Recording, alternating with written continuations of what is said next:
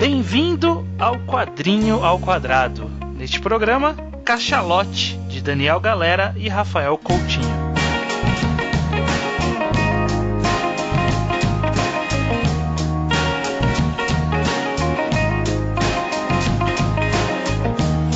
Pois bem, sejam bem-vindos ao primeiro Quadrinho ao Quadrado. Primeiríssimo do blog Ao Quadrado. Sim. Eu sou o host deste programa, desta vez eu sou o Estranho e estou aqui com... O Judeu Ateu. Para quem porventura está chegando aqui pela primeira vez, o Ao Quadrado ele é um blog que por já há muitos anos nós falamos majoritariamente de mangás, né, quadrinhos japoneses. Vira e mexe a gente falava de outros quadrinhos ou de outras mídias. A gente tentava diversificar, mas bem timidamente, o nosso conteúdo. Sim. E sempre foi uma ideia nossa, em algum ponto, dedicar atenção real a quadrinhos nacionais. Né? A gente sente um pouco de falta de produção de conteúdo voltado especificamente para quadrinho nacional, né? Eu sei que tem bastante material escrito, pelo menos, sabe? Principalmente depois que eu fui pesquisar algumas opiniões sobre Cachalote, eu descobri que talvez eu seja um pouco alheio ao mundo, à blogosfera, por assim dizer, dos quadrinhos nacionais. Mas mesmo assim, de podcast, eu acho que é um pouco carente, sim. Consigo pensar em um ou dois só, e mesmo eles não fazem especificamente sobre obras, né? Não fazem análise de obras em podcast. Então, acho que a gente tá vindo aí talvez preencher um nicho. Então, esse é o nossa primeira tentativa. Vamos fazer esse programa tentar rodar mensalmente.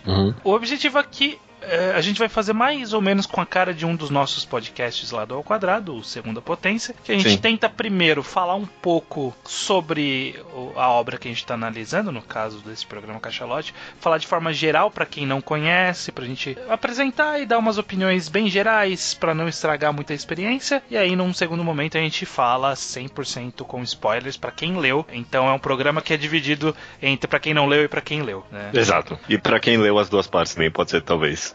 Com certeza, né? Essa primeira parte a gente vai falar de forma geral, sem dar os spoilers, mas a gente ainda vai falar de Cachalote, que eu acho que já é um ponto positivo. Maravilha. Dito tudo isso, Cachalote, né? É um quadrinho nacional, como todos os quadrinhos desse programa Você Nacionais, né? Ele foi publicado pelo Quadrinhos na CIA, que é o selo de quadrinhos da Companhia das Letras. Eles têm bastante quadrinho interessante. O Quadrinhos na CIA eles sempre publicam coisas interessantes. Provavelmente muitas das coisas que a gente vai falar ao longo desses Quadrinho ao Quadrado vai ser do Quadrinhos na CIA, porque eles também apostam legal em quadrinhos nacionais. Eu manjo um pouco de editoras. Algum bom exemplo deles? Além de, sei lá, trazer quadrinhos de outros países, né, como foi Repeteco do Brian Lee O'Malley, né, o cara de Scott Pilgrim. Eles também trouxeram deles no Brasil Dois Irmãos, por exemplo. É deles Campo em Branco, Mensur. Bastante coisa boa. Enfim, mesmo. Eles têm bastante coisa por aí. Os autores, Daniel Galera, ele é escritor e tradutor. É até um ponto interessante, porque quando eu fui procurar opiniões sobre Cachalote, eu achei bastante gente que veio de livros do Daniel Galera ou Galera, não sei qual é a pronúncia do nome dele. Bastante gente que veio dos livros dele pro quadrinho por causa de ser dele.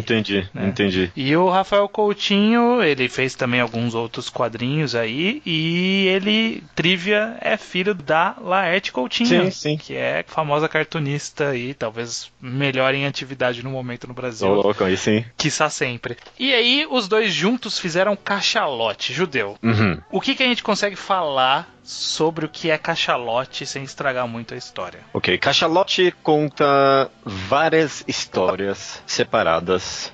Algumas, até a sinopse já é um pequeno spoiler, sabe? Algumas delas, você descobrir sobre o que é, já é o grande negócio delas, né? Eu não quero, de novo, me estender muito, mas são pequenas histórias aparentemente completamente desconexas uma da outra, só que não é um compilado de histórias, não é uma história depois da outra, elas são contadas intercaladamente, um pequeno pedaço de cada vez de cada uma, né? Esse possivelmente é um dos grandes atrativos de Cachalote. As histórias são bem variadas, há uma grande variação na quadrinização de cada uma entre elas, e um dos grandes exercícios da obra no final, quando você termina, é talvez tentar pensar sobre por que essas histórias, afinal de contas, foram contadas num volume só, né? Tipo, esse é o grande mistério, talvez, de Cachalote. Mas essencialmente é um compilado de várias histórias separadas, só que contadas intercaladamente, né? Exatamente. As histórias, resumidamente do resumido do resumido, é a história de um ator chinês que ele já tá longe. É tipo um Jack Chan fora do seu auge, que tá no momento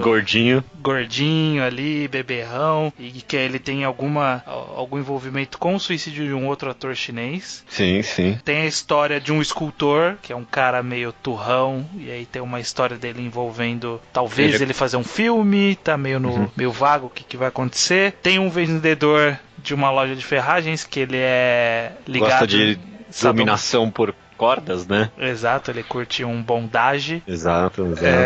E tem um playboy que vai pra Europa.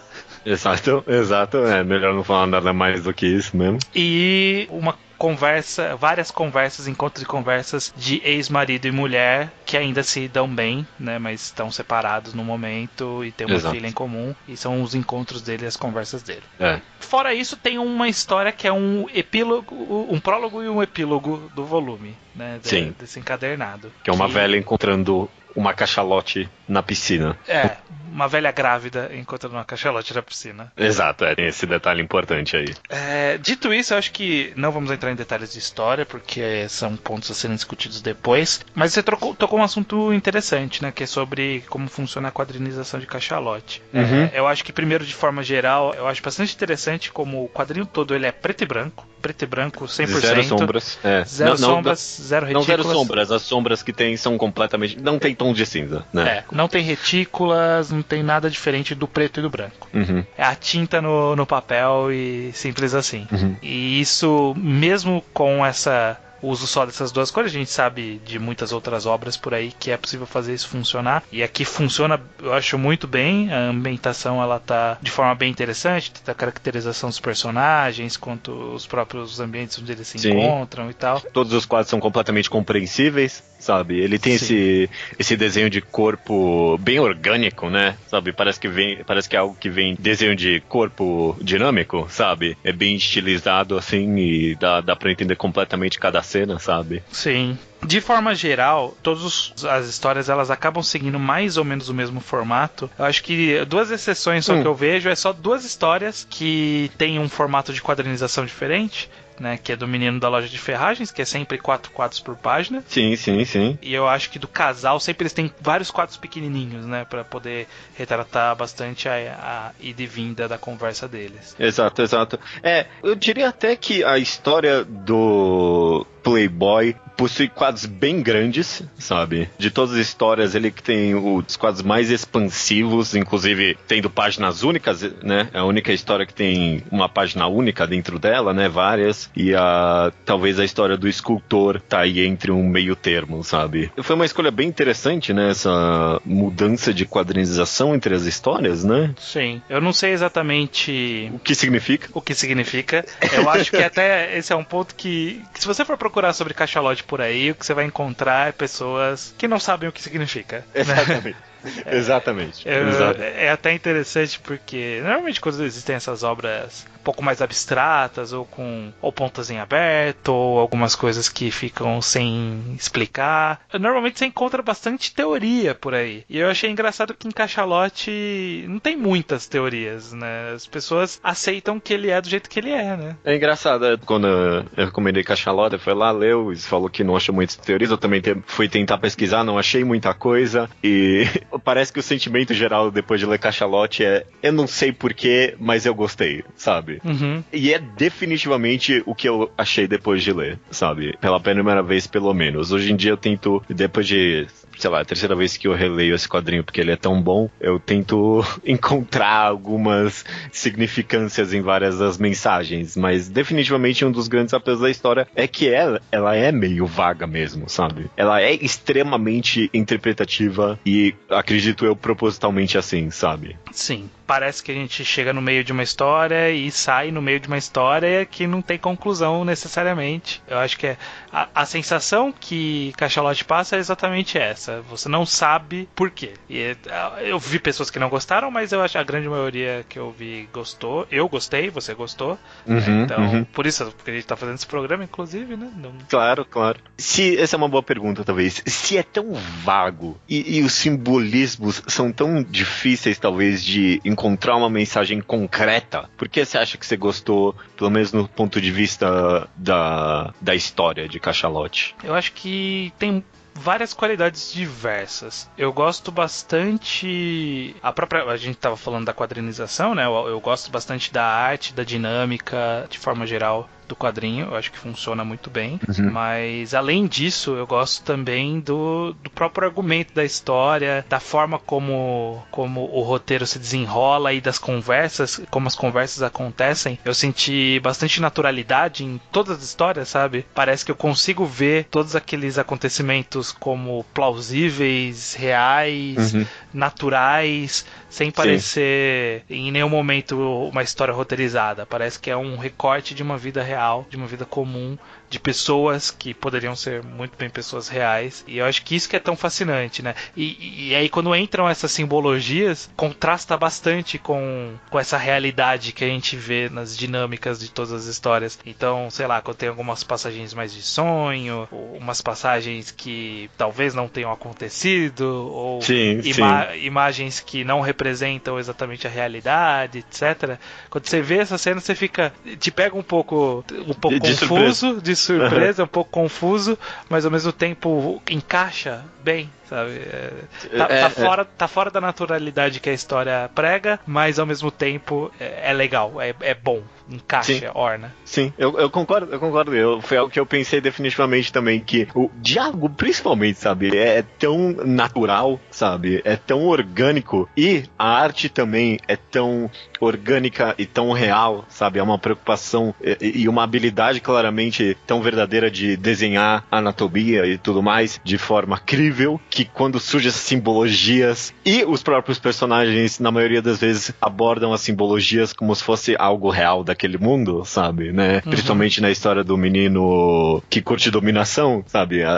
As coisas malucas que acontecem nessa história são tratadas com a mesma naturalidade com que um diálogo qualquer acontece. Sim. Então tem esse meio que paradoxo rolando dentro de Cachalote, que é super fascinante de ler mesmo, sabe? Sim. E personagens muito bem escritos, né? Porque todos os personagens, eles têm a sua própria forma de falar, têm a sua própria personalidade, têm a sua própria forma de interagir com o mundo, eles têm profundidade, eles têm um conteúdo que a gente não tá vendo ali, mas que a gente consegue perceber nas minúcias. Então é muito interessante. Até personagens que são passageiros, sabe? Personagens secundários ou passageiros, eles são marcantes de alguma forma, sabe? Um ex-namorado de uma menina é um cara que você olha e fala, caraca, você entende totalmente aquele cara de ver as poucas interações dele, a atriz, os caras que estão filmando filme independente, pessoas... Os caras que se encontram lá com o Shu, né, o cara chinês ali,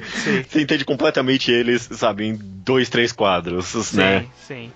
É incrível, porque Cachalote, no final das contas, é um volume bem curto, sabe? Principalmente porque as histórias são divididas, cada história não é muita coisa, sabe? Mas, como você disse, o trabalho é tão bem feito em caracterizar todos os personagens fortemente, que você termina e você se sente conectado com as pessoas, né, do volume. Sim. É impressionante, sabe? Eu consigo lembrar das cenas vivas de cada uma das histórias, e nenhuma história, no final das contas, ficou parecendo desmerecida, sabe? Parece que empurraram ali só uma história extra, sabe? Parece que todo mundo ali tinha alguma coisa pra falar, sabe? Eu não sei em termos de processo de concepção ou de produção, mas não me parece que são histórias que foram feitas em momentos diferentes, né? Parecem que são histórias que, de alguma forma, por alguma razão, elas foram concebidas pra existirem juntas. Sim.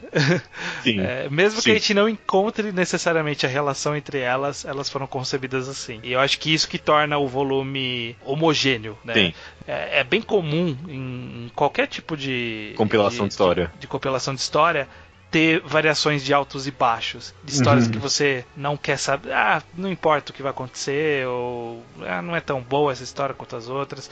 Aqui eu acho que até a que eu menos gostei, que eu menos achei interessante, era interessante, sabe?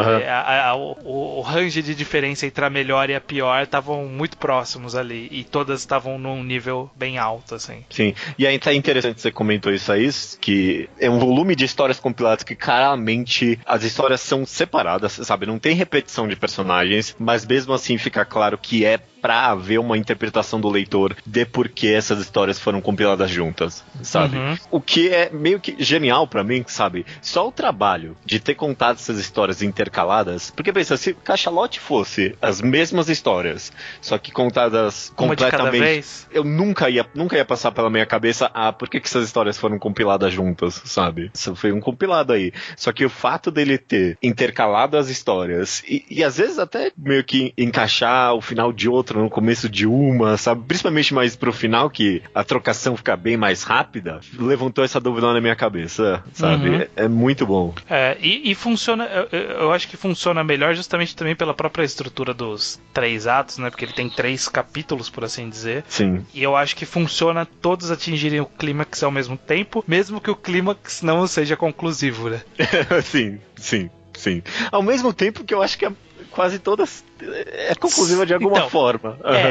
A gente vai poder discutir sobre isso. Antes da gente seguir logo pra parte de spoilers, vamos tentar falar bem por cima pra dar uma instigada na pessoa sobre o que você acha que são essas histórias, Judeu. Qual que você acha que é o fio que une essas histórias? Tá, tem uma narrativa. Eu tenho talvez 2 teorias, mas a que vem mais forte não sei qual das 2 agora, mas pra mim ou é sobre mentira, esse é o fio narrativo que junta todas essas histórias, ou é sobre autodestruição. Uma dessas 2 aí pra mim, ou é sobre mentira, as consequências da mentira e principalmente a mentir pra si mesmo, sabe? Ou talvez a autodestruição e todas as facetas por trás do que leva uma pessoa a buscar o próprio fracasso, entre aspas. Tá. A palavra que eu vou usar, que eu tenho uma definição bem vaga e que eu quero discutir na segunda parte com você, é que talvez eu sinto que a palavra limite é a palavra que define as histórias. Limite. Atingir o limite. Qual é o limite? Qual é o seu limite? Eu acho que tem um pouco disso de alguma forma e eu quero discutir com você nessa segunda parte que a gente vai falar com spoilers. É engraçado que a gente chegou em umas palavras, nos fios bem diferentes, né? E eu acho que qualquer pessoa que lê Cachalote por inteiro vai chegar numa outra palavra, sabe? E isso é completamente fascinante, cara. Uma obra que faz com que você até meio que inconscientemente interprete tão fortemente, é muito bom. É muito bom. Dito isso, fica muito claro que eu e você aqui recomendamos Cachalote para quem ainda não leu, quem ouviu essa primeira parte sem ter lido a obra. É fácil encontrar ainda, não é difícil encontrar, disponível em várias lojas online, em várias livrarias. Vira e mexe tem desconto para quem gosta de desconto, quem não gosta de desconto, não é mesmo?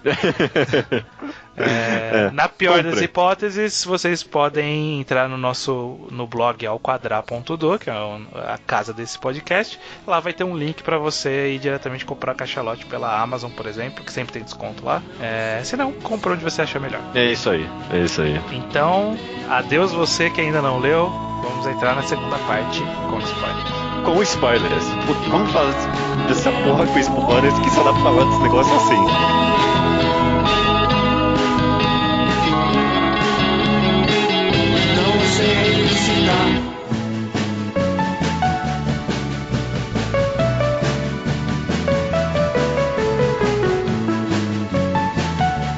Ok. Eu acho que a gente pode seguir 2 caminhos. A gente comentar primeiro sobre as histórias separadamente, sobre o que a gente acha do desenrolar delas, e aí comentar o enredo daquela história separadamente, a gente dá uma opinião geral, e aí a gente tenta juntar tudo nessa segunda discussão, pode ser? Ótimo, foi assim que eu pensei que ia seguir mesmo. Beleza. Vamos começar mais ou menos na ordem que acontece. Vou pular prólogo, porque a parte da mulher com a cachalote é a mais misteriosa desse volume todo. Apesar de que, desculpa já te interromper, mas logo no primeiro capítulo, que é o capítulo a primeira história, né, que é o capítulo do Shu, o ator chinês, tem um quadro ali que mostra qual é o filme que ele tá atuando, né, e o filme é Cachalote. Ah, é? É, tem um cartaz do filme em algum dos quadros, eu não lembro qual é, eu reparei pela primeira vez só agora, e o filme que ele tá atuando é um filme chamado Cachalote. Talvez Cachalote seja o que une tudo aí, mas vamos... Não, eu não pensei, só pensei nisso agora. Ah, interessante. Bem notado. Bom, o Shu, ele é o cara que é o ator caído. Ele tem esse amigo que é o Gia, que é um ator novo, que em teoria é meio que a versão dele nova, que vai substituir ele. E aí depois de alguns exageros na bebida e de uma discussão com esse Gia, o Gia acaba se suicidando. Dá um mata-leão nele, dá um beijinho. Fala pra ele que ele amava ele e interprete como quiser. Como você interpretou isso? Eu deixei vago na minha mente. Eu preferi deixar vago. Poderia ser a interpretação mais óbvia, que ele tinha de fato o amor, né? Amoroso. Sim. Eu imagino o cara como homossexual, assim como gay. Foi assim que eu interpretei. A obra me disse pra interpretar como eu queria. Foi assim que eu interpretei. Sem problemas. É que eu acho que é parte da história do show, é interessante esse mistério de ele não saber exatamente o que o cara diz e ele não tá em condição de refletir sobre isso, porque o Shu, ele tá, durante a história inteira dele, né, até o terceiro ato, ele tá bêbado e louco. Então, é engraçado, porque parece que ele tá bêbado e louco o tempo todo, e aí ele tem alguns momentos de sanidade que são curiosos, que você fala, será que era tudo uma faceta dele, né, como ele encara a realidade, mas ele tá do controle de si o tempo todo, né? Sóbrio o tempo todo, né? Como, por exemplo, na parte final, onde ele faz todo aquele discurso e as pessoas estão filmando, tipo, como se, vamos filmar esse cara bêbado falando besteira. E aí no final ele fala, coloca isso no YouTube, sabe? Então ele tava ciente que estavam filmando, né? Ele tava fazendo um discurso pensando que ia pro YouTube em algum momento. Sim, foi interessante, no ponto de vista narrativo, fazer ele ser um ator, sabe? Porque ele podia estar atuando muito bem esse tempo todo, sabe? Ele podia estar muito bem enganando todo mundo e só atuando talvez até pra ele mesmo, pra fugir, né, do pensamento do que fez o cara se matar no final das contas, né? A história dele basicamente é dessa espiral, né, dele beber e aí ele começa a vagar pelo Brasil bêbado, fazendo besteira com a barba do Bin Laden, com a máscara do Batman. E aí acaba sendo arrastado por uns universitários ali fazendo um curta numa chácara, fumando maconha e fazendo filme de referência a Godoy, sei lá, qualquer merda. Incrivelmente, de todas as histórias, essa aqui, eu menos sobre o que pensar sobre ela, afinal, sobre o que é essa história dele, afinal de contas, sabe? Eu acho que, na verdade, assim, tem muitas histórias você consegue, a maioria das histórias elas não terminam, quer dizer, eu acho que todas, né? Elas terminam meio com, caraca, o que vai acontecer em seguida, né? Porque em seguida que parece que ia ser o clímax da história e a história termina antes disso. E o dele é uma daquelas que você fala assim, não é possível que isso. O clímax dele, ele vai meter a máscara do Batman e descer a porrada em todo mundo. Não sei se é isso que vai acontecer. E aí como fica nesse vago no ar o que vai acontecer em seguida, a gente fica na dúvida qual seria o payoff da história dele, né? Qual seria a recompensa de a gente ter acompanhado essa jornada dele. Eu não sei também, eu não tenho certeza. Ele, afinal de contas, ele refletiu sobre os atos dele que pode ter levado ao suicídio do outro cara. Ele meio que, durante a história inteira, não parou pra pensar nisso, né? Ele tava fazendo isso porque o cara se matou? Não, talvez, né? Ele já tava num momento de autodestruição antes do cara se matar. Sim. E aí parece que deu uma piorada. Ou não, a gente não sabe porque a gente não conhece ele antes. A gente tem tipo um trecho entre, né, as primeiras aparições dele e aí o cara se matar. Ele já tá fazendo algumas coisas idiotas, né? Tipo, mostrando a barriga na entrevista. Enfim, quebrando o vidro, né? Que tanto é a capa do volume da Cachalote, é ele quebrando o vidro na festa. Sim. Então a gente não sabe como ele era antes. mas nessa segunda parte dele, após a morte do Gia, ele tá bem autodestrutivo, mas eu acho que chegando no ponto final, todo aquele discurso que ele faz pra câmera, parece que ele tava ciente, e aí toda a história é ele tentando fugir dessa ciência dele, sabe?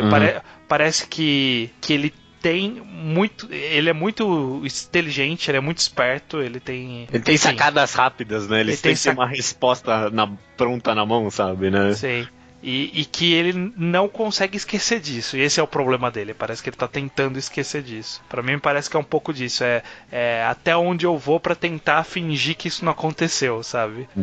Aí ele busca primeiro nos filmes de chinês, que ele acaba vendo um na TV, aí ele vai na locadora, procura mais filme chinês, aí ele vai nos karaokês, aí ele vai nesse rolê da festa, e aí no final talvez ele vá na loucura de sair batendo em todo mundo, não sei, né? Só pra não pensar sobre o que levou o cara a se matar. Porque no final, esse é o mais interessante, talvez, no final das contas, justamente dessa história, que a gente começa com esse negócio horrível, né, do cara se matando, e a gente não vê um balão de pensamento ou em nenhum momento do resto da história inteira o Shu refletindo sobre isso, né? É só ele numa espiral que não tem uma conclusão definitiva, né? Sim. Mas pra mim deu a entender isso aí mesmo, que ele vai até o fim sem pensar nisso, sabe? A se autodestruir o máximo possível pra não ter que pensar nisso.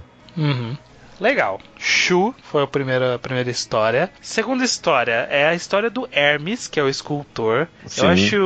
Eu tenho a impressão pessoal que ela é meio, pelo menos a primeira metade, ela é meio que é o cerne pra mim. Parece que ela é a história carregada de conteúdo desse volume. Aí talvez o finalzinho eu acho que migra um pouco pro Playboy na parte da contra a Cachalote, mas eu acho que grande parte parece que meio que a história é dele. Eu acho que de todas as histórias parece que meio que o volume era meio que dele e aí tem essas outras histórias. Eu não sei se você teve essa sensação também.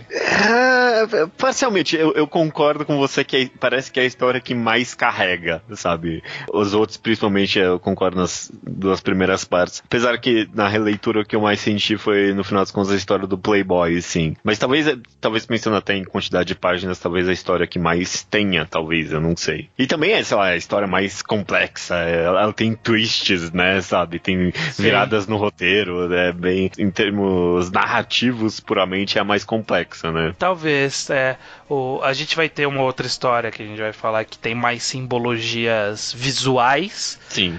Mas eu acho que aqui é onde ele tem mais... Talvez a dúvida do que a gente tá vendo é real ou não, sabe? No caso da história que a gente vai falar do Menino das Cordas, a gente sabe que aquilo não é real. O que a gente tá vendo ali não é a realidade, mas na história do escultor, o tempo todo a gente não sabe se a gente tá vendo a realidade ou não. Sim, desde o começo, quando ele sonha que ele bateu na mulher e cortou o lábio dela, e aí a gente encontra essa mulher, ele pergunta, por que seu lábio é cortado mesmo? Ah, não, é outra coisa, eu caí de bicicleta. Aí o quê? Não, como assim? Então... Não, como? Não. Ele meio que sonha com essa mulher. Fica meio no ar, né? Pra dar a entender que ele tem um filho e ele teve uma mulher, a tal da Solange, né? Que assombra ele, né? Porque a namorada em si não chama Solange. Sim. Então a gente sabe que ela não é a Solange e vira e mexe aparece esse porta-retratos aí de uma família, né? Ele sempre olha pra esse porta-retratos que tem uma mulher e uma criança. Então provavelmente ele já foi casado, ele tem uma criança, mas a gente não vê nada disso, né? A gente sabe que em algum momento tem alguma coisa com Solange. Provavelmente toda a situação que ele passa na história do filme, que ele começa a filmar da história dele, dá a entender que foi uma briga mais ou menos naquele naipe com essa tal da Solange aí. Exatamente. Pra mim, quando ele vai lá e arromba o estúdio e não tem nada, sabe? Mas ao mesmo tempo tem o cartaz do filme dele, sabe?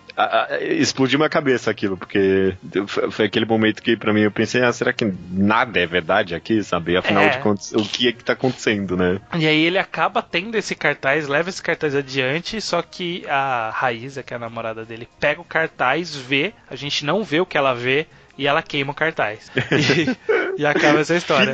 Filha da mãe, né? Essa eu acho que é a história mais conclusiva, talvez, né? Porque ela meio que teve esse arco narrativo deles. Ela, ao mesmo tempo que não tem a resposta, né, para as coisas que aconteceu, se foram reais ou não, pelo menos em termos de acontecimentos, ela termina, né?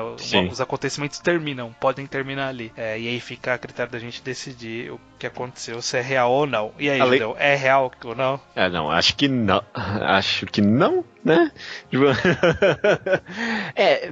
Eu acho que se todo o filme ali, tudo que aconteceu era pra ser real, ele simplesmente mostraria o cartaz pra gente, né? Tipo, mostraria o que caralhos a Raiz viu ali, né? Mas como ficou um negócio meio Inception, né? De você não saber, afinal de contas, o que é real e o que é não, obviamente ficou mais a interpretação. E aí que eu concordo com você, inclusive, que é a história que mais tem um fechamento, porque as outras, tipo, a anterior lá do Schultz, eu acho que é talvez pra gente concluir. Eu não tenho muita certeza nem disso, se é pra gente concluir alguma coisa ou não. Agora essa, fica claro que você tem que interpretar o que você acha, sabe? Tipo, ele pelo menos deixou isso claro, sabe? Você tem que interpretar isso, né?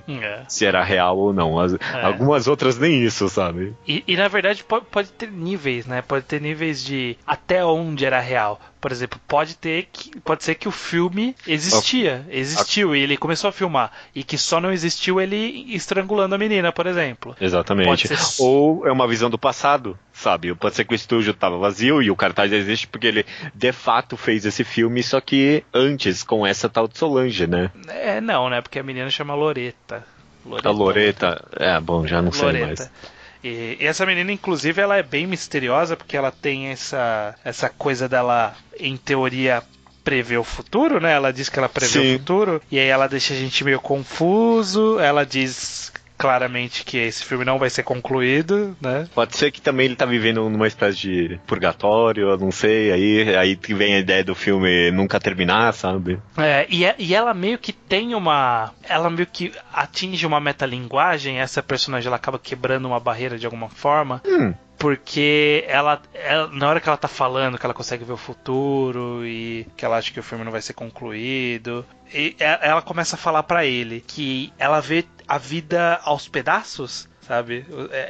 Essa é a frase dela. Ela diz o seguinte: eu não sou como a maioria das pessoas que vê a vida aos pedaços. Os pedaços são a parte fácil. Aí começa a mostrar vários outros momentos, né? Que ela diz que todo mundo vive mais ou menos no seu mundinho fechado, que enxerga tudo aos pedaços, que é como a gente enxerga essa história. E ela diz que assim, mas em cada detalhe da vida a gente pode enxergar tudo, não há detalhe relevante. Então meio que ela dá, e aí nesse quadro que ela diz isso, é o quadro que mostra o porta-retrato da família dele. Ela diz que ela faz isso o tempo todo, de dar um passo para trás, congelar a cena e enxergar tudo. E ela meio que diz como que a gente deveria enxergar essa história de alguma forma, sabe? Que cada detalhe não é irrelevante, todo detalhe é relevante, que a gente às vezes tem que parar um pouco, afastar da história e tentar entender de forma ampla. Entendi.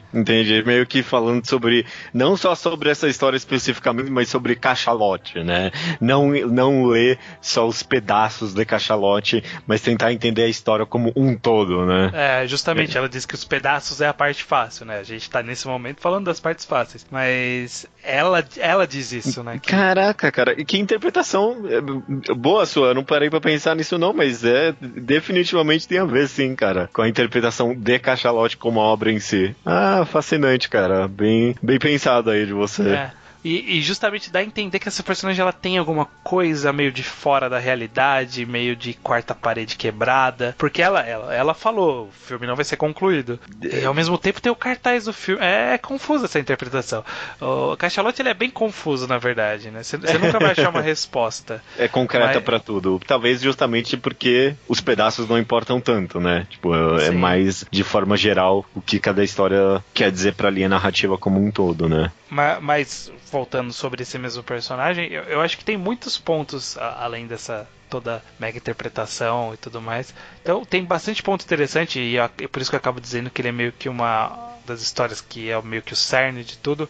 Porque esse Hermes eu acho que ele tem o arco mais completo, talvez, né? A gente sai desse cara turrão pra ele tentar encontrar alguma coisa fazendo esse filme. E aí no final a gente descobre que ele já tinha meio que encontrado isso, porque revela que a estátua que ele não queria mostrar pra ninguém era a estátua da menina que ele tava saindo. Exatamente. Então é meio meio que ele não queria assumir esse compromisso de alguma forma, que ele tinha isso dentro dele, mas ele não queria expor isso pro mundo, né? Esse possível amor, ou seja lá o que represente pra ele aquela estátua.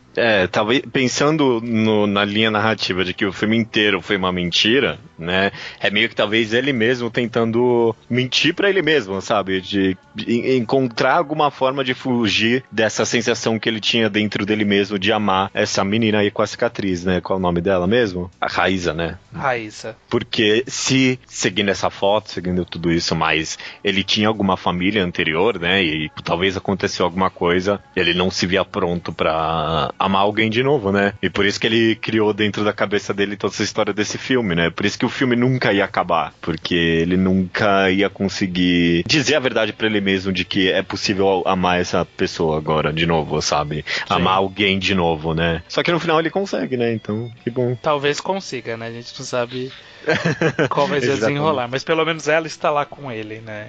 Fica bonitinha a cena. Assim, é bonitinha a cena que ela vai lá, pega o cartaz, não mostra pra gente que ela viu, taca fogo naquilo e vai deitar com ele, sabe? Vê o cartaz, né? Vê que ela tá aliás, vê a escultura, né? Vê que ela é a escultura. É bonitinho, é uma conclusão ali. Não, é definitivamente a história mais fechada, e isso não quer dizer muito em cachalote, não. Não, A próxima história é a do Vitório com a princesa, né? A Lara. Sim. É minha história favorita. Que é o cara que é sadomaso.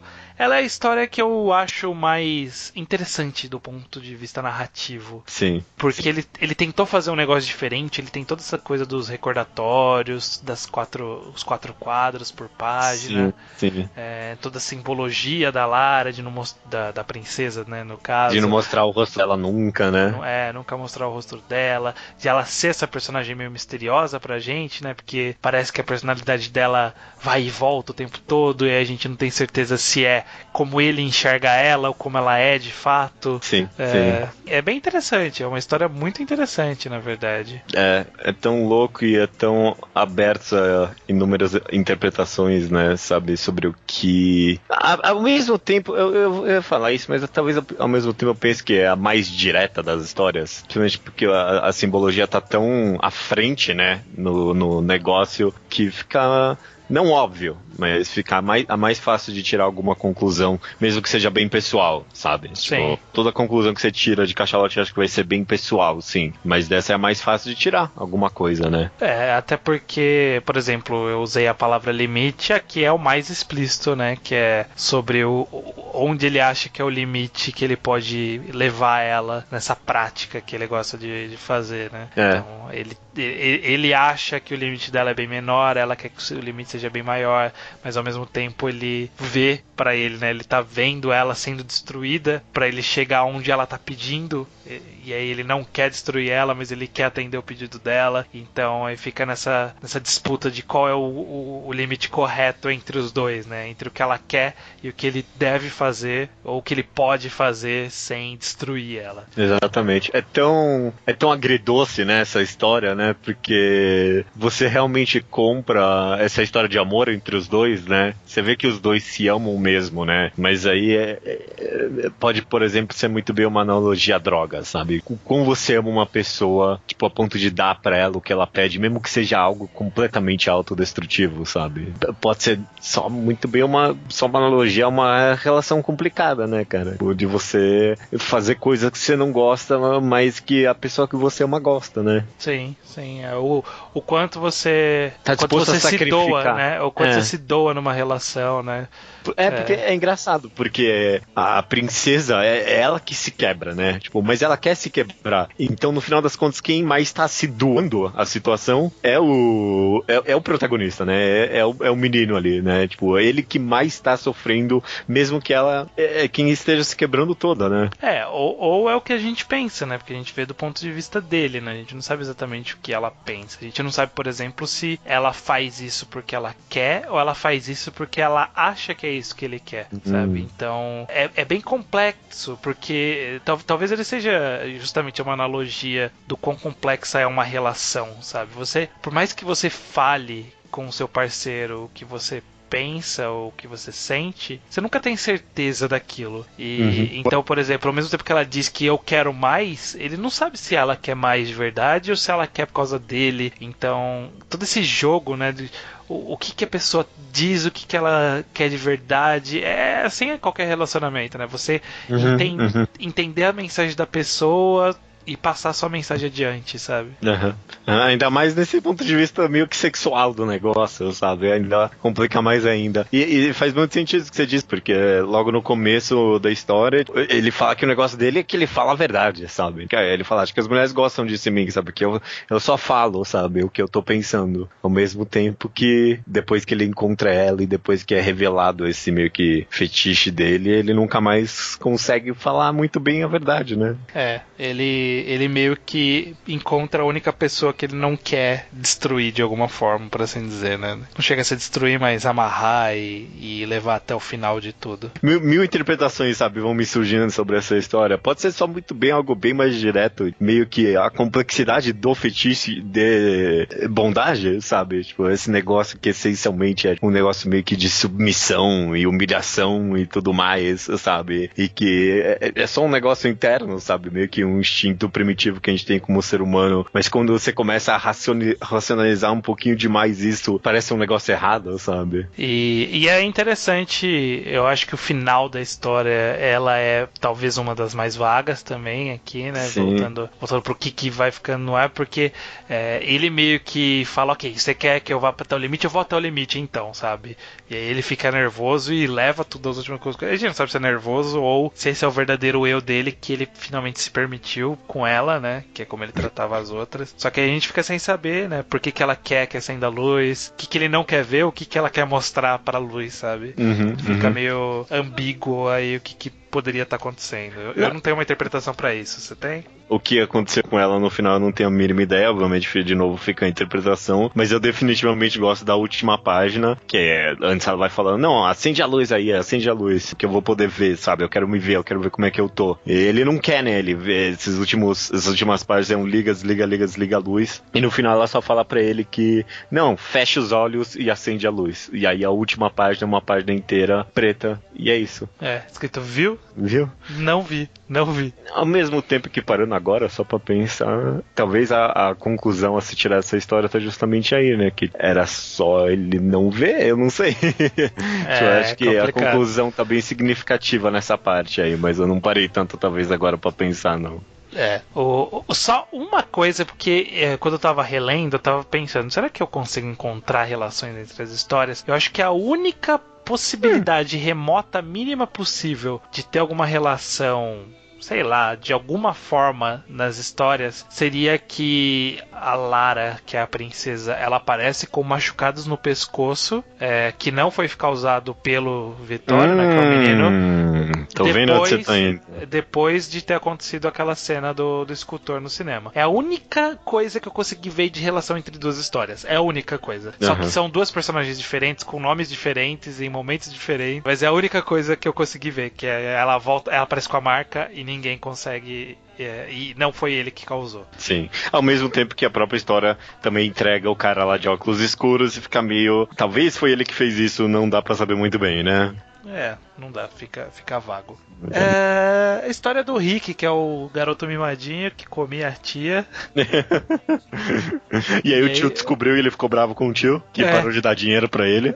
E aí foi pra Europa pra meio que encontrar uma nova vida, só que ele não quis encontrar essa nova vida e foi tentar uma nova vida, viajando lá com o cara aleatório que ele encontrou na rua por acaso, que era um amigo antigo. Enfim, desventuras dele na Europa, fazendo cagadas e sendo escroto. Você falou sobre personagens fechados e tal, e eu acho que no final das contas, esse pra mim, ele é o personagem mais com o arco mais redondo, o arco que vai até o fim. Fica meio vago o que acontece com ele depois que ele encontra a cachalote ali na praia, né? Mas pra mim é meio que claro, a história dele, a narrativa dele, é esse cara super mimado, viveu a vida toda meio que na moleza, nunca teve que trabalhar, nunca teve que fazer nada, e tipo, meio que o dinheiro foi apodrecendo ele, né? E toda vez que ele se encontrava, principalmente quando ele vai viajar lá pra Paris, pela Europa, toda vez que ele se encontrava numa situação que era meio desconfortável pra ele, ou alguma coisa assim, ele socava a grana no problema até ele sumir, né? E parece que aos poucos ele vai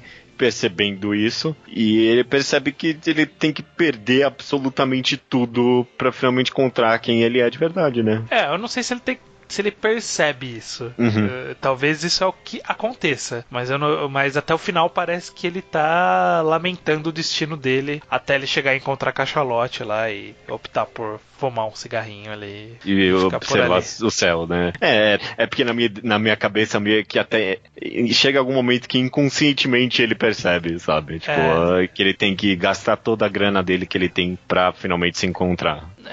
Não sei, porque ele parece bem frustrado quando isso acontece, né? Quando acaba a gasolina, quando ele bate o carro, no caso, né? Sim. Quando corta o cartão, etc. Ele ainda está bem revoltado com tudo, né? Só quando ele chega na cidade lá que ele queria chegar, que aí parece que ele encontra algum tipo de paz, de alguma forma, né? Porque o tempo todo ele tá buscando pessoas, e ali ele para de buscar pessoas, né? Ele se encontra com o céu. Porque o tempo todo ele tá tentando se pegar alguém, né? Então ele tá no bar com os amigos, ele tá em casa comendo a tia, ele tá pegado ao tio, ele tem o cara que tá dando dinheiro pra ele, que manda as mensagens no celular. Ele chega em Paris, ele encontra o conhecido, ele gruda nesse conhecido, aí ele vai na namorada do conhecido, aí ele liga pra ex-namorada em São Paulo e manda a menina ir pro cinema e ele nem tá no Brasil.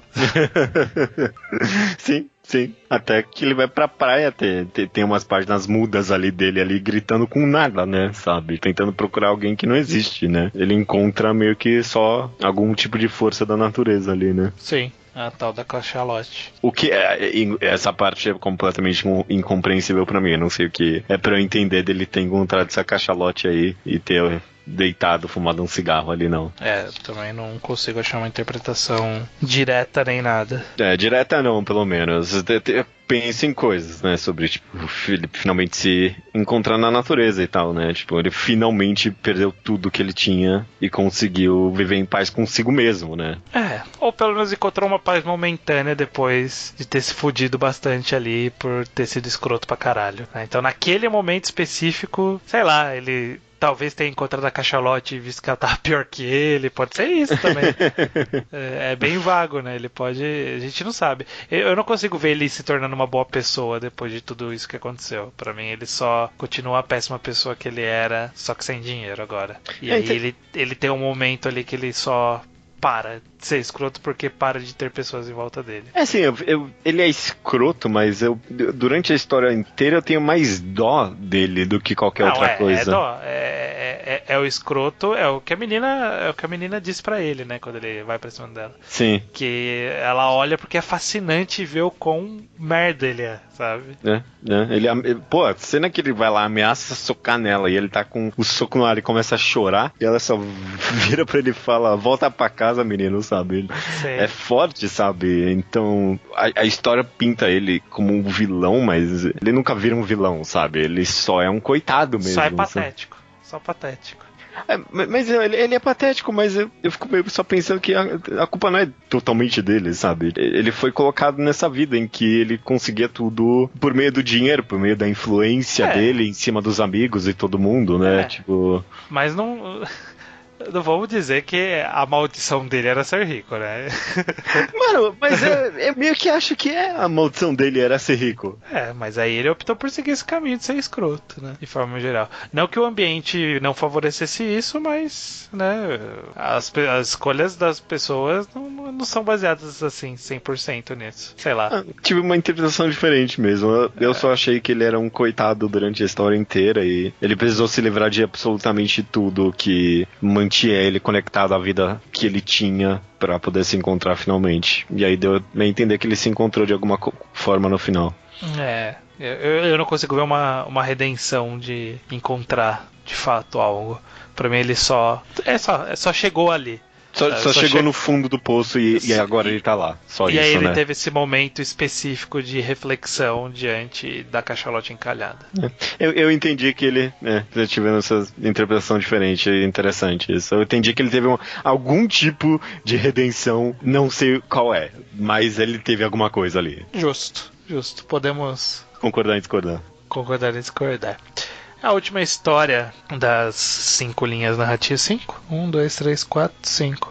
5 linhas narrativas principais que tem em Cachalote é a do Túlio e da Fátima, né? Que são o casal. Ele é um escritor, provavelmente passou por alguma crise relativa à depressão, alguma coisa do tipo, né? Algum transtorno psicológico. Provavelmente foi a causa da separação. Sim. Ele toma um remédio pra isso, né? Ele toma um remédio, vai a psicanalista, eu acho. Sim. E ela é uma bancária que tá num outro relacionamento, tá grávida dessa outra pessoa, tem essa criança, mas ao mesmo tempo ela se sente bastante presa a ele de alguma forma, né? Eu tenho essa sensação que ela meio que tá mais presa a ele do que ele tá preso a ela. Sim. Tipo, a culpa da separação é dele, de alguma forma, Sim. né? Mas ele já superou, sabe? Ele entendeu que é melhor seguir a vida dele, ele tem essa filha, sabe? Ele fica super bravo quando ele vai se encontrar com ela e ela não trouxe a filha, sabe? Tipo, é meio que o único motivo que ele tá indo pra lá. Mas ela não, ela ainda quer se encontrar com ele pra conversar com ele, sabe? Meio que desabafar os problemas. Tanto que ela traz sempre um assunto aleatório pra falar pra ele, né? Mesmo que não tenha nada a ver com cuidar da criança ou se encontrar com ele, né? Ele só quer ver a criança no final das contas. Ele tá tentando viver ali, né? Ele tá indo na dele. Eu acho interessante que, já jogando alguma interpretação nessa história... Por favor. Eu acho que da mesma forma que a Loreta lá, ela tem alguma visão sobre, de forma geral, da história, eu acho que ele também tem um pouco da visão de forma geral da história, ou pelo menos dá algum indício, talvez só da história dele, ou da história de forma geral, que é quando ele conta aquele conto do carinha do cachorro-quente, que ele tem toda uma história envolvendo o cara rico que foi num carrão comprar uma salsicha e o menino que brigou não sei o que, e aí no final ele diz, essa história é sobre a mulher, sabe? Ela não fez nada, mas a história era sobre ela. E aí, ou na história deles dá a entender que a história era sobre a criança, sabe?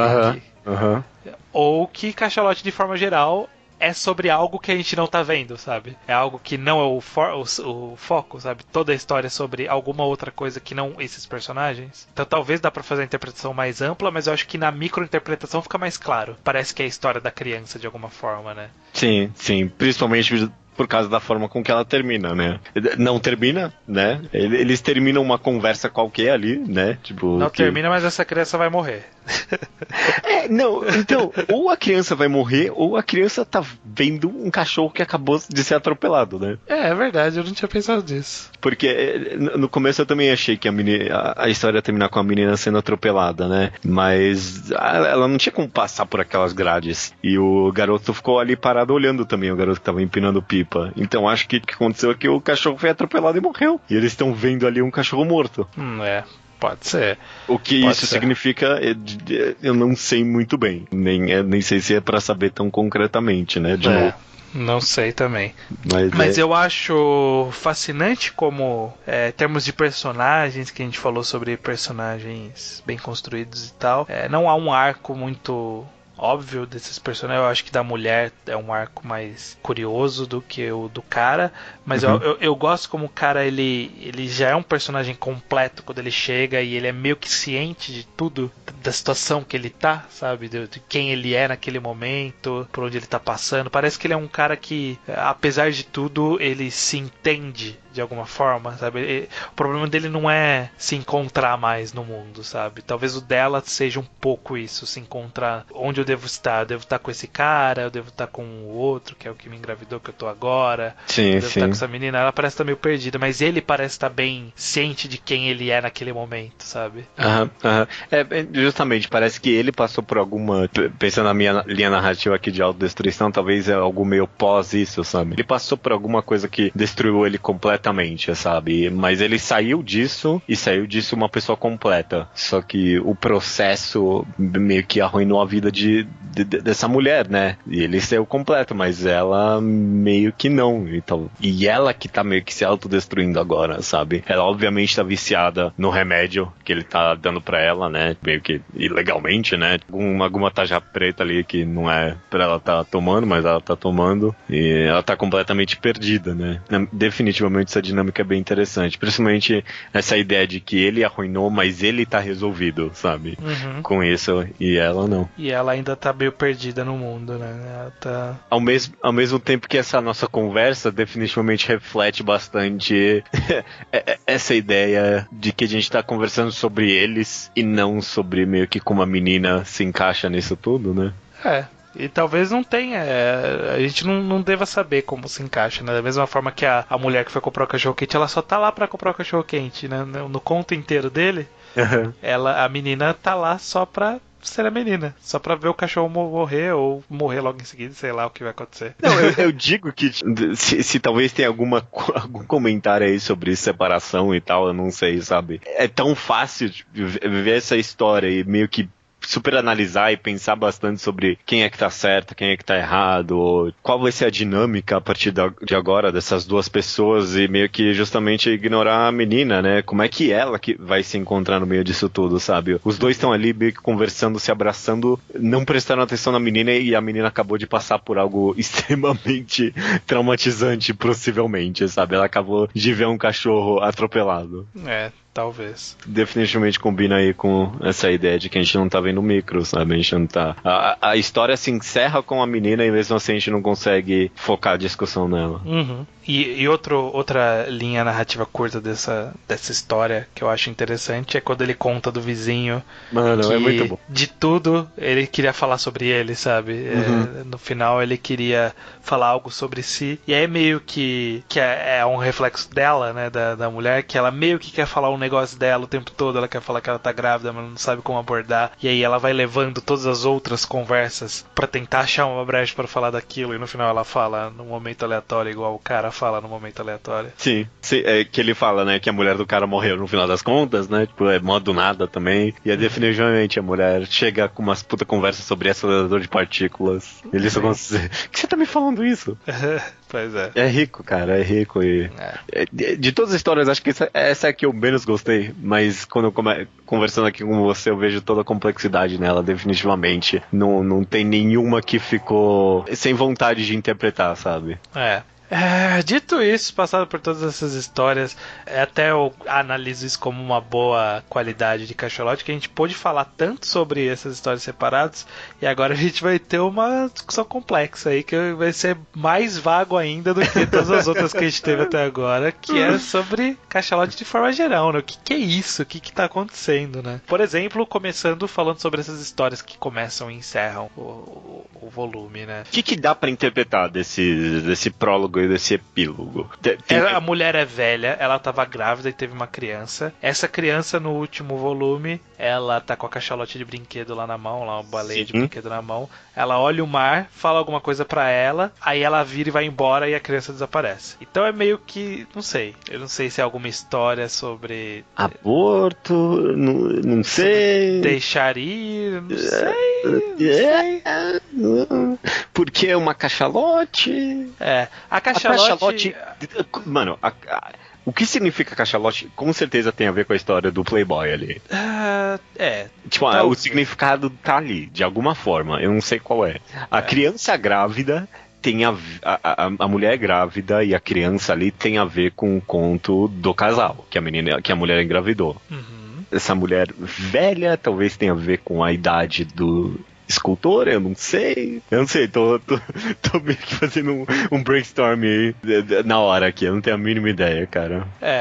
A cachalote, ela é, se eu não me engano, a maior das baleias, né? Ela é a maior baleia que tem, ela é a baleia de Moby Dick. Sim. Então talvez tenha alguma relação, eu vi várias pessoas, como eu falei, vieram de literatura e vieram pra esse quadrinho, e muitas fizeram toda essa referência a Moby Dick de alguma forma, mas eu não sei se encaixa aqui. Não acho ser tão direto assim. Eu já vi falar em alguma coisa sobre a cachalote ser o animal que consegue ir mais fundo e sobreviver por mais tempo debaixo d'água dos mamíferos e tal. E é isso que acabou me levando um pouco pro raciocínio do limite, que ele é meio que o animal que vai até o limite de verdade. Ele é o máximo que dá pra chegar, e as histórias é a gente vendo o máximo que dá pra chegar de várias situações diferentes, sabe? Eu sei que, eu pesquisando um pouquinho de cachalote, eu sei que tem bastante mistério por trás de por que tantas se encontram em praias, sabe? Encalhadas. Encalhadas, essa é a palavra que eu tava procurando. Tem um mistério, as pessoas não sabem porque tem tantas cachalotes sendo encalhadas em praias, sabe? Foi daí que eu tirei pelo menos a minha análise de autodestruição. Meio que alguma coisa a ver com as cachalotes querendo encontrar alguma coisa fora e se autodestruindo no caminho por causa disso. Talvez. Essa é a parte mais vaga, porque não existem pistas muito claras do que poderia significar. Pode ser isso. Pode ser só uma baleia. Pode ser, no final de tudo, ser só uma baleia. É tão gostoso que fica a história meio que, não objetivamente, mas a história deixa muito claro que é extremamente interpretativo e pessoal. É libertador isso de alguma forma, sabe? Porque, sei lá, em várias histórias fica, será que era pra entender isso? Será que tem alguma coisa objetiva aqui? Não sei o quê. E é libertador ter uma história feita com cachalote que, tipo, não, cara, faz o que você quiser aqui, vai. Talvez tenha um quebra-cabeça aqui, mas não se preocupe, sabe? Eu não sei se ele diz se ele diz isso, né? Talvez tenha um quebra-cabeça, mas não se preocupe. Às vezes é a gente colocando isso justamente porque a gente não decifrou o quebra-cabeça. Mas eu acho válido o suficiente. Muito provavelmente na cabeça do autor, né, vai ter uma resposta, ter um motivo pra isso. Mesmo que o motivo seja só eu coloquei sem motivo, é um motivo. Sim, sem dúvida alguma. E eu acho que, independente do que ele pensou, o que a gente absorve é 100% nosso. Como ele não deixa essas pistas, então é 100% nosso mesmo. Assim, não dá nem pra eu falar que a minha interpretação é mais correta que a sua com argumentos da obra, porque não tem como tirar argumentos da obra, sabe?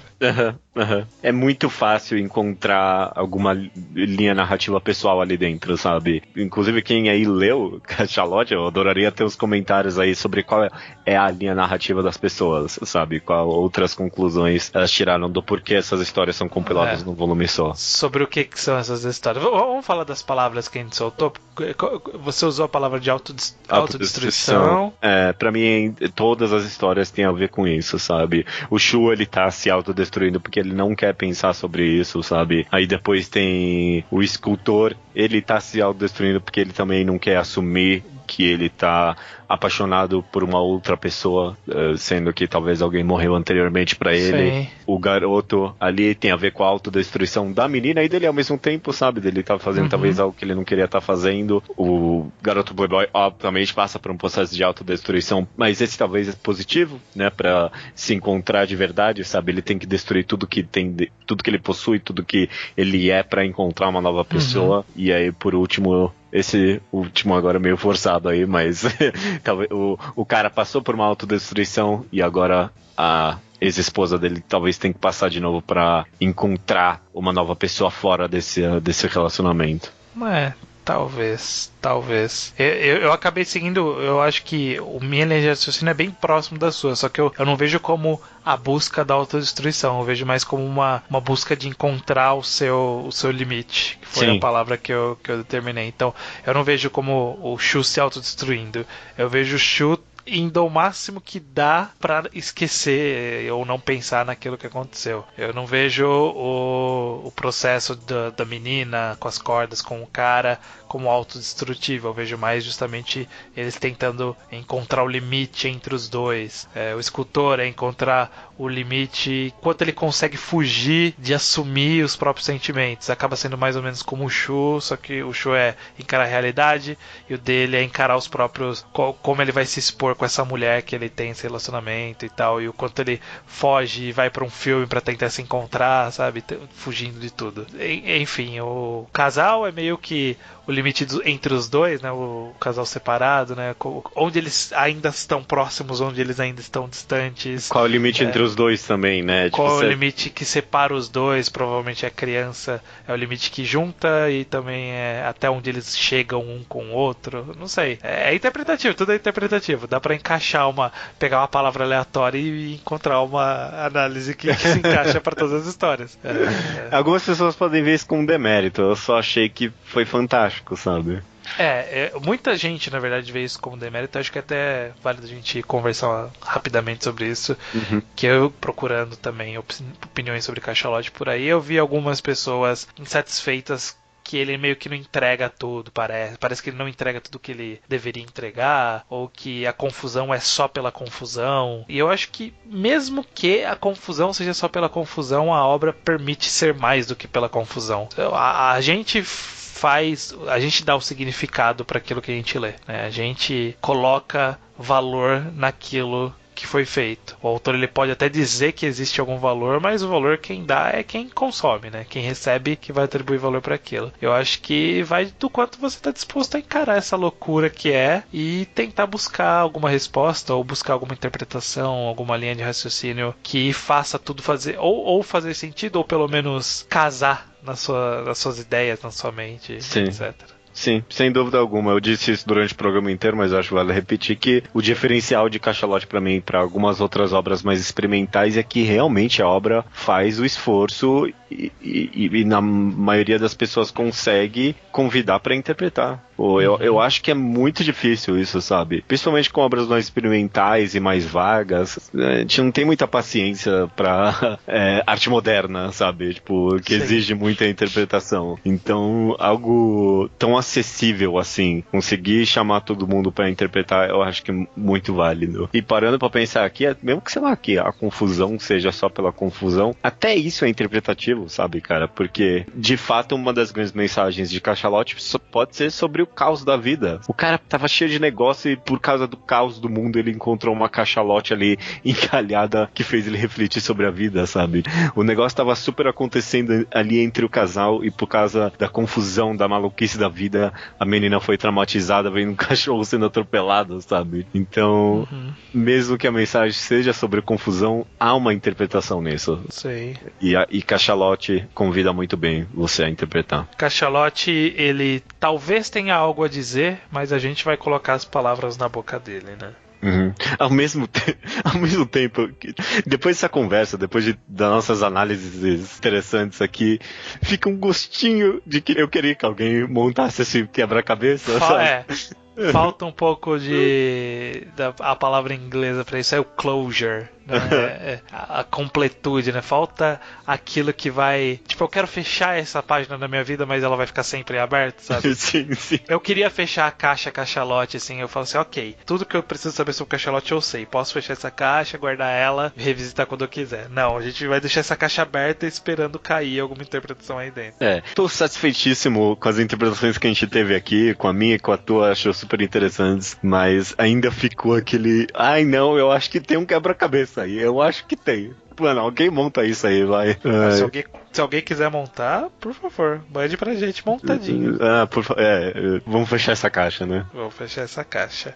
Beleza, então discutimos bastante aqui sobre Cachalote, ficamos no aguardo de opiniões também nos comentários. Qualquer dúvida, opinião, vocês podem comentar no blog alquadra.do ou mandar pelo e-mail contato@alquadra.do. Esse é o nosso canal de contato. Sim. Caso você esteja ouvindo esse programa pela primeira vez, queira conhecer os nossos outros trabalhos envolvendo mais mangás, talvez algumas outras mídias, entra no blog, vai ter lá o feed com todos os podcasts. Caso você esteja aqui nesse programa e queira só ouvir sobre quadrinhos nacional, vai ter um feed específico para esse programa. Sim. E aí você pode passar para seus amigos que gostam só de quadrinho nacional, não gostam nem um pouco de mangá, tem preconceito. Não deveria ter, mas tem preconceito dos outros conteúdos que a gente faz, pode curtir só esse aqui. A gente também já tem, inclusive, análise de outros quadrinhos nacionais. Outros não, acho que são o Day Tripper, né? Não, a gente analisou Day Tripper e acho que é só Day Tripper mesmo. De nacional só Day Tripper, mas a gente falou de outros quadrinhos aí, falou de retalhos, né? A gente falou de retalhos, falou um pouco sobre gráfico MSP, mas de forma mais ampla.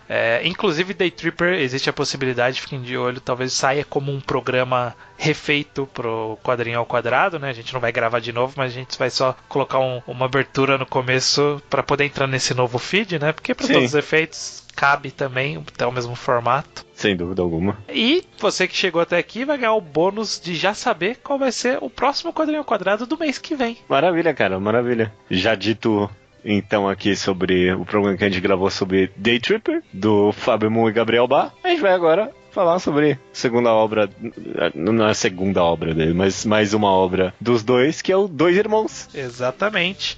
Quadrinho também que saiu pela Companhia das Letras, né? O Quadrinhos da CIA. Também tem disponível facilmente para você encontrar. Caso você ainda não tenha lido, vá atrás de Dois Irmãos, porque mês que vem a gente está falando de Dois Irmãos. Maravilha, maravilha. Eu não li ainda, sabia? É, vai ser interessante. Eu tenho que reler, eu li bastante tempo. É bom, você lembra? Vamos falar sobre isso no próximo programa. Vou deixar no ar. Até mês que vem, então? Até mês que vem.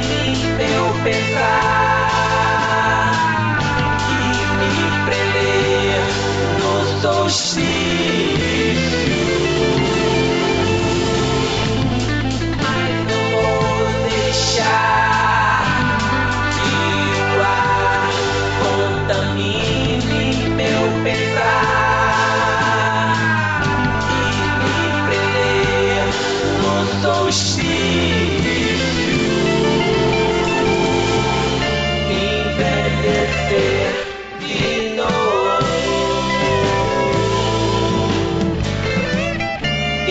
Envelhecer de novo,